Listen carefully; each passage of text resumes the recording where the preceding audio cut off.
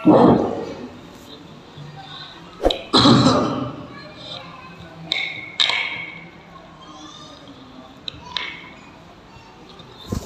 لله الذي هدانا لهذا وما كنا لنهتدي لولا أن هدانا الله وأشهد أن لا إله إلا الله وحده لا شريك له وأشهد أن محمدا عبده ورسوله أما بعد فأعوذ بالله من الشيطان الرجيم بسم الله الرحمن الرحيم كلا بل ران على قلوبهم ما كانوا يكسبون صدق الله العلي العظيم۔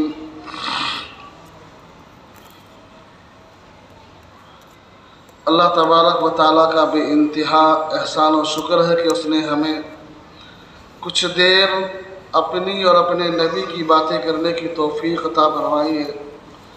اللہ تبارک و تعالیٰ سے دعا ہے کہ ہم سبوں کو ان پر عمل کرنے کی بھی توفیق عطا فرما دیں۔ اس وقت جو ملک کے حالات ہیں وہ کسی سے ڈھکے چھپے نہیں ہیں، اور مسلمانوں کی جو حالت ہے وہ بھی اس وقت کسی سے چھپی ہوئی نہیں ہے۔ اس وقت چاروں طرف سے مسلمانوں پر ظلم و ستم کے پہاڑ توڑے جا رہے ہیں اور انہیں نشانہ بنایا جا رہا ہے۔ ہر معاملے میں مسلمان پس رہے ہیں، مسلمان مر رہے ہیں، کٹ رہے ہیں، اور مسلمانوں پر ظلم و ستم اس قدر عام ہو چکا ہے کہ اب قانون کا دروازہ بھی کھٹکھٹانا مشکل ہو گیا ہے۔ قانون ان کا ہے، حکومت ان کی ہے، پولیس ان کی ہے، سارے معاملے ان کے ہیں۔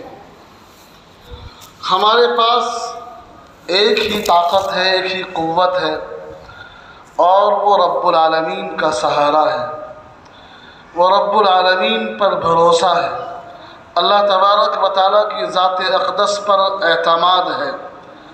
لیکن افسوس صد افسوس کہ مسلمان اس سے بھی خالی ہے۔ مسلمانوں نے اس سے بھی برے حالات دیکھے ہیں اور اس سے بھی بدتر ظلم و زیادتی اپنے اوپر صحیح ہے، لیکن انہوں نے اللہ تبارک و تعالیٰ کا دروازہ نہیں چھوڑا تھا۔ وہ اسی دروازے پر قائم تھے، بیٹھے ہوئے تھے، جمے ہوئے تھے، اور انہوں نے ہر حال میں اللہ کو پکارا تھا، ہر حال میں اللہ کو یاد کیا تھا۔ آج جو حالات ہیں یہ سب میرے اور آپ کے گناہوں کا نتیجہ ہے۔ اللہ تبارک و تعالیٰ قرآن کریم میں فرما رہا ہے، 21ویں پارے کی آیت ہے کہ ظہر الفساد فی البر والبحر بما کسبت ایدی الناس لیذیقہم بعض الذی عملوا لعلہم یرجعون۔ کہ لوگوں، خشکی اور تری میں جو بھی فساد برپا ہوتا ہے، جو بھی فسادات اور لڑائی جھگڑے ہوتے ہیں، وہ سب تمہارے ہاتھوں کے کرتوت ہے، تمہارے ہاتھوں کا کیا دھرا ہے۔ اور حدیث میں بھی آیا ہے، اعمالکم عمالکم، مسلمانوں جیسے اعمال کرو گے ویسے حاکم تم پر مسلط کر دیے جائیں گے۔ مودی یا یوگی کا آ جانا یہ خود ساختہ نہیں ہے، بلکہ ہمارے گناہوں کا نتیجہ ہے، اور ہمارے گناہوں کا وبال ہم پر پڑ رہا ہے۔ اس معنی کر یہ ظالم اور یہ جابر ہم پر مسلط کر دیے گئے ہیں۔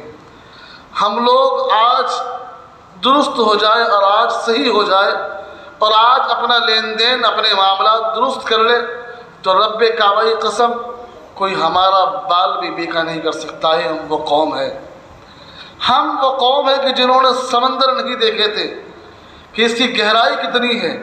ہم وہ قوم ہے کہ جنہوں نے ہواؤں کے رخ موڑ دیے تھے۔ ہم وہ قوم ہے کہ جنہوں نے زمین پر ایسا عدل و انصاف کیا تھا کہ زمین تیل اگلنے پر مجبور ہو گئی تھی۔ ہم وہ قوم ہے کہ دریائے فرات نہیں چلتا ہے، عمر ابن خطاب کا خط ڈلتا ہے اور وہ دریا چل پڑتا ہے۔ ہاں، ہم وہ قوم ہے کہ جن کے پیغام ہواؤں نے پہنچائے تھے، لیکن افسوس ہے کہ ہم اپنی تاریخ بھول گئے۔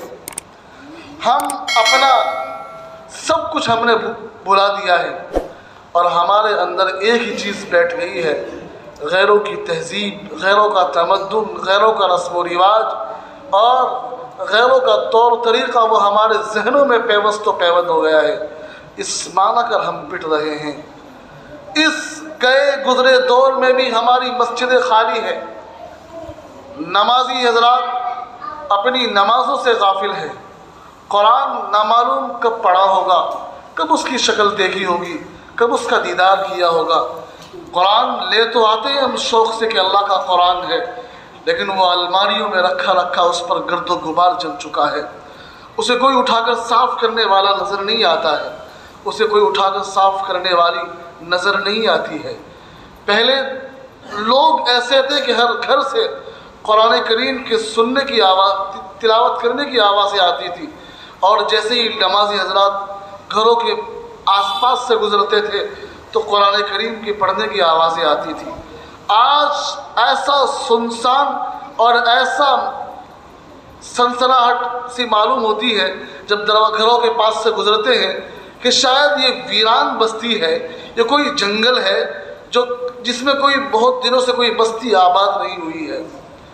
وہی غیروں کا معمول ہے کہ جو 9 بجے اٹھنے کا ہے، رات کو 12 بجے سوئیں گے، صبح 9 بجے اٹھیں گے، نہ فجر کا پتہ ہے، نہ ظہر کا پتہ ہے، نہ عصر، نہ مغرب، نہ عشاء، اور کہنے کو ہم بھی مسلمان ہیں۔ مسلمانوں کے گھروں میں پیدا تو ہو گئے ہیں، لیکن مسلمانوں کے حقوق کیا ہے، مسلمانوں کا کردار کیا ہے، اور مسلمانوں کی حیثیت کیا ہے، مسلمانوں کے کام کیا ہے، اس سے ہمیں کوئی پرواہ نہیں ہے۔ صبح اٹھتے ہیں، شام ہو جاتی ہے، شام ہوتی ہے تو رات ہو جاتی ہے، ایسے ہی صبح شامیں گزر جاتی ہے، اور ہماری زندگی ہمیں موت کی طرف کھینچ کر لے جا رہی ہے، ہمیں کوئی احساس نہیں ہے۔ مسلمانوں، راستہ ایک ہے، اگر آج بھی ہم اس راستے پر آ گئے تو رب کعبہ کی قسم، اللہ کا فرمان ہے وَأَنْتُمُ الْأَعْلَوْنَ إِن كُنتُم مُؤْمِنِينَ، کہ حکومت تمہاری ہوگی، اقتدار تمہارا ہوگا، سلطنت تمہاری ہوگی، بس تمہیں ایک کام کرنا ہے۔ جی مولا، کیا کام ہے؟ تم مسلمان بن جاؤ۔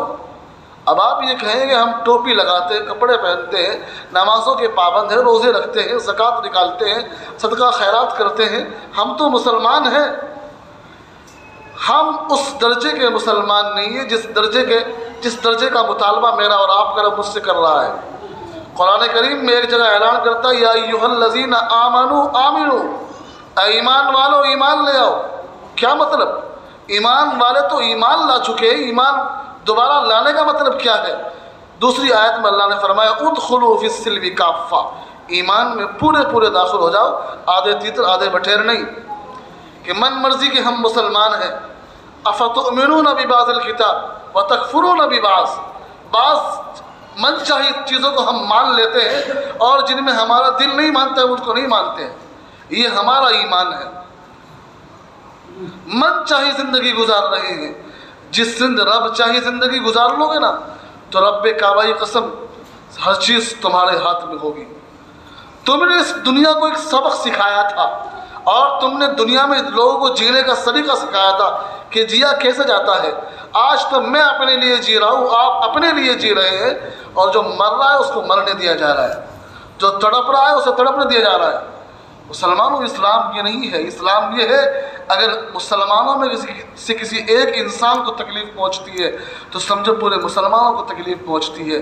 لیکن میری اور آپ کی کیفیت یہ ہو گئی ہے کہ اس کے قتل پہ میں بھی چپ تھا، میرا نمبر اب آیا ہے، میرے قتل پہ آپ بھی چپ ہے، اگلا نمبر آپ کا ہے۔ یہ زندگی ہے میری اور آپ کی آج کی، کہ اس کے قتل پہ میں خاموش کھڑا ہوں۔ جب میرا نمبر آیا تو آپ میری مدد کیوں کرنے کے لیے آئیں گے؟ کوئی نہیں آئے گا۔ آپ ایک دوسرے کا سہارا بنیے، ایک دوسرے کو سہارا دیجیے، ایک دوسرے کے ساتھ تعاون کیجیے، اس کی مدد کیجیے، اور اس کے لیے ایک ڈھال بن جائیے، اور اس سے لگے کہ ہاں میرے ساتھ کوئی کھڑا ہوا ہے۔ آج جو ہم پٹ رہے ہیں، الگ الگ پٹ رہے ہیں۔ مسلمانوں، ہمارے دلوں میں یہ بیٹھ چکا ہے یہ تو گھر میرے پڑوسی کا میرا تھوڑا ہی ہے، یہ تو اس کی بیٹی ہے میری تھوڑا ہی ہے۔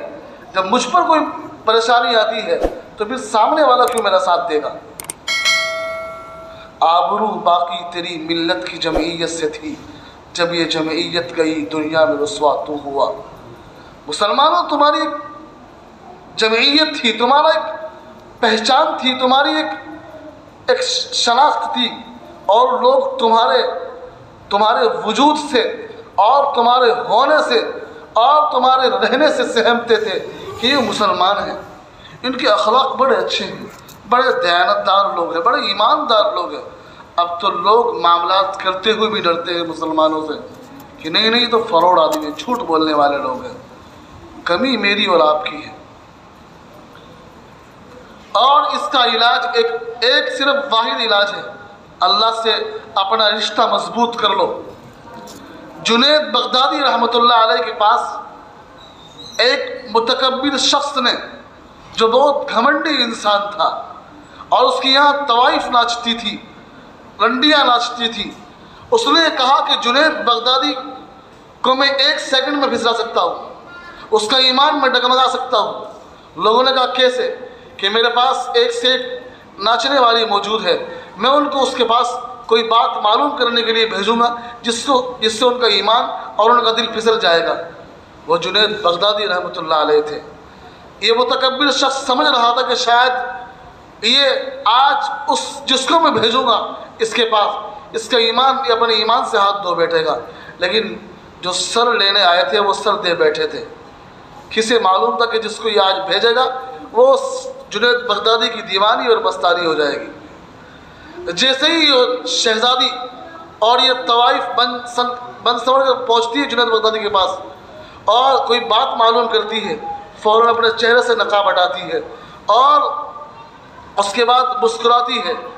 जुनैद बगदादी रहमतुल्लाह अलैह फरमाते अल्लाह, बस सिर्फ लफ्ज़ अल्लाह दिल से निकलता है, ज़बान से आपकी निकलता है और उसकी कैफियत तब्दील हो जाती है। वो दोबारा अपना चेहरे पर निकाब डाल लेती है और अपने मालिक मुतकब्बिर शख्स के पास पहुंचती है कि जिसके पास आपने मुझे भेजा था, अब मैं उस रब की उस आदमी के रब की इबादत करना चाहती हूँ, आपके साथ मेरा गुजारा नहीं हो सकता है। एक लफ्ज़ कहा जुनैद बगदादी रहमतुल्लाह अलैह ने कि अल्लाह, तो इस अल्लाह में वो तासीर है, इस लफ्ज़ से अल्लाह में वो मज़ा है, इस इंसान को इसकी लज्जत लग जाती है, फिर उसे दुनिया की लज्जतों में मज़ा नहीं आता है जब तक कि वो अल्लाह का नाम और अल्लाह का जिक्र न कर ले। तो मेरे दोस्तों, एक ही रास्ता है, एक ही तरीक़ा है कि अल्लाह के रास्ते पर चल पड़ो। अल्लाह तबारक व तआला का जो अहकामात है उनको अपनी ज़िंदगियों में ढाल लो, तो रब्बे काबा की कसम हर कुछ सारी परेशानियाँ ख़त्म हो जाएगी। जो परेशानियाँ हैं वो सारी की सारी ख़त्म हो जाएगी अगर हमने अपना रिश्ता अल्लाह से मजबूत कर लिया है। काली कमली वाले तो तने तनहा थे, बिल्कुल अकेले थे, आपके घर वाले आपके दुश्मन थे, सगा चचा अबू लहब आपका दुश्मन था, खून का प्यासा था, लेकिन काली कमली वाले ने कभी उसको गाली नहीं दी है, बस उसके लिए हिदायत की दुआ करते रहे और आप अपना काम करते रहे, लोगों को दावत इस्लाम पहुँचाते रहे और आप अपनी बात पर कायम दायम रहे। जब आपने पहला खुतबा दिया, पहली बात की तो क्या कहा था कि लोगों, मैंने तुम्हारे दरमियान में 40 साल गुजारे, तुमने मुझे कैसा पाया है? तो तमाम लोगों ने क्या कहा था? आप सच बोलने वाले हैं, दयानतदार है, ईमानदार है, आपकी अखलाक बड़े बुलंद है, आपका जो मामला है बड़ा प्यारा और साफ़ सुथरा है। इसी बात ने लोगों को इस्लाम में दाखिल होने के लिए मजबूर किया था। कि कोई क्या कर रहा है, कोई कूड़ा डाल रहा है, कोई परेशान कर रहा है, कोई गाली दे रहा है, आप सबको बर्दाश्त करते गए, सबको सहते गए और फिर एक वक्त वो भी आया जब मदीने के आप बादशाह बने। वह नबियों में रहमत लक़ब पाने वाला, मुराद गरीबों की बर लाने वाला, मुसीबत में गैरों के काम आने वाला, वो अपने पराए का गम खाने वाला। ये काली कमली वाले की उम्मती है, हम लोग भी उस नबी के मानने वाले हैं, उस नबी के चाहने वाले हैं। तो हमें भी अपने अखलाक को, अपने मामलात को, अपने लेन देन को और अपनी जो ज़िंदगी है उसको दुरुस्त करने की ज़रूरत है। हालात ख़ुद ब खुद इंशाअल्लाह ख़त्म हो जाएंगे। जैसे भी ये अंधेरे इस वक्त आए हुए हैं, जुल्म और ज़्यादती के सब छट जाएंगे। बस मैं और आप सही हो जाए, दुआ करें रब्बुल आलमीन से कि अल्लाह हम सबों को दुरुस्त बनाए اور ہم سبوں کو صحیح معنی میں سچا پکا مسلمان بنائے. آمین اللہم آمین. وآخر دعوانا الحمد للہ رب العالمین.